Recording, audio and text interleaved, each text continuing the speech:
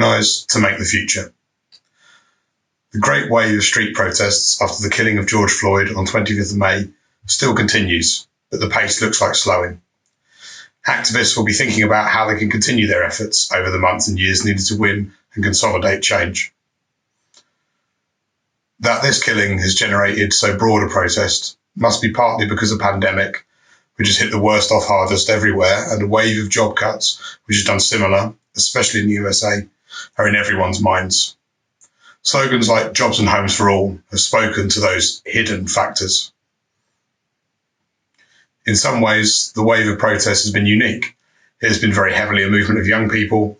Many demonstrators have told us they were on the streets to protest for the first time in their lives.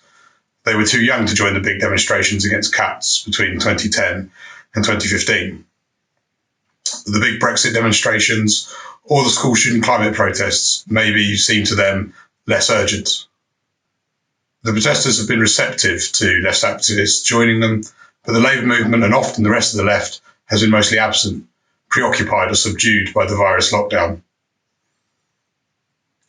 It has been a united, multi-ethnic movement, including many young white and Asian people, as well as black.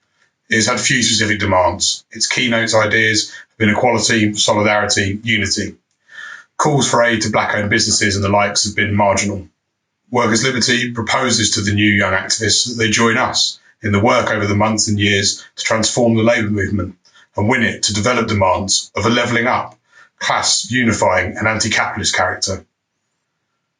Against the pandemic, the demands agitated for by the Safe and Equal campaign, full isolation pay for all, requisitioning of industry for PPE and other medical supplies, bring care homes into the public sector and care home workers into public sector paying conditions, a public health test, trace, isolate operation run by local public health officials with properly employed public sector staff, not the current cheapskate operation contracted out to Serco for the tracing and Deloitte for the testing.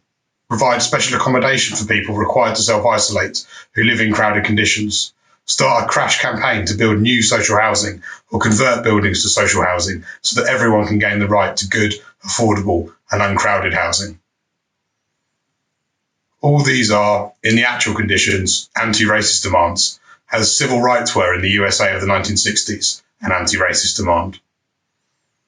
Against the job cuts, which began at the start of the lockdown and are now escalating, a shorter working week with no loss of pay, shift to a standard working week of 4 days or 32 hours, expand public service jobs in healthcare, in social care and elsewhere. Take the giant manufacturing and aviation firms declaring job cuts into public ownership and reorganise their equipment and workforce skills towards green and socially useful production.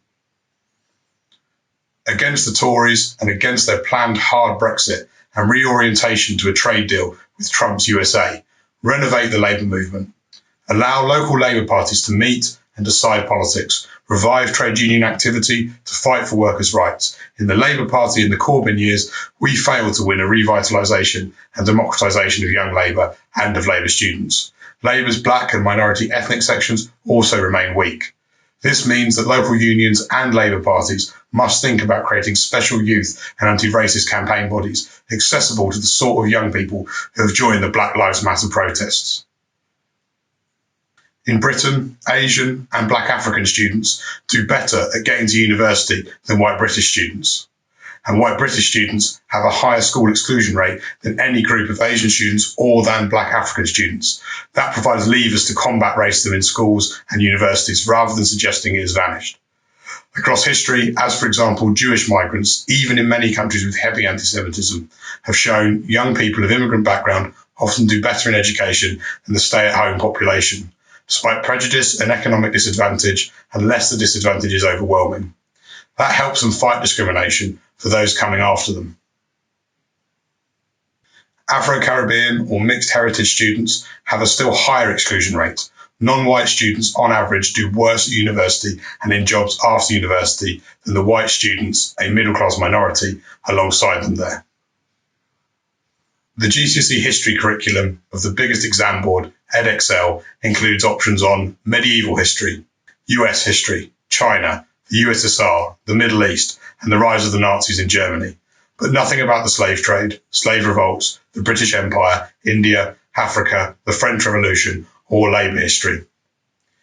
We now have levers to bring such issues into the labour movement, to renovate it, to become more powerful and unifying, and to win increasing sections of the labour movement as vehicles for continuing and effective activity for the new young activists.